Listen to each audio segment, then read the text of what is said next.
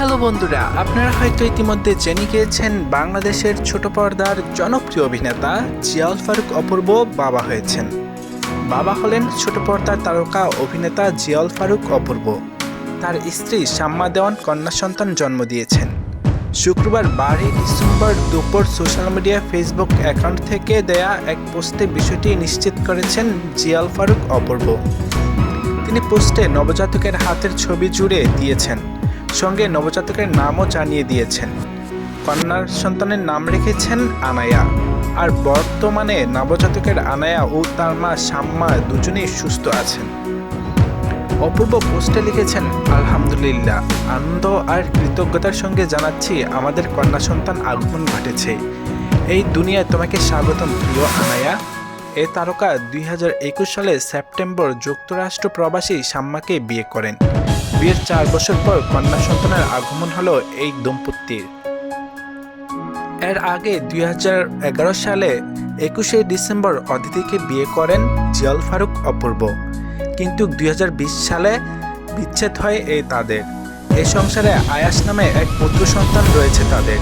আর এর আগেও ছোট পর্দার জনপ্রিয় অভিনেত্রী সাদিয়া জাহান প্রভাকে বিয়ে করেছিলেন অপূর্ব, কিন্তু সেই বিয়ে বেশি দিন টেকেনি বলে জানিয়েছেন। যদিও জিয়াউল ফারুক অপূর্ব তিনি পরপর 3টি বিয়ে করেছেন। প্রথম বিয়ে করেছিলেন বাংলাদেশের ছোট পর্দার জনপ্রিয় অভিনেত্রী সাদিয়া জাহান প্রভাকে। প্রবাসীতে তার দীর্ঘদিন সম্পর্ক হয়নি কিংবা সম্পর্ক তাদের সংসার জীবন টেকেনি, তারপর বিচ্ছেদ হয়ে যায়। তারপর এক চাকরিজীবী অদিতিকে বিয়ে করেন তিনি। সেই দম্পতির সাথে দীর্ঘ 11 বছর সংসার জীবনে একটি পুত্র সন্তান হয় তাদের। তারপর দুর্ভাগ্যবশত ওই সংসারও টিকেনি তার।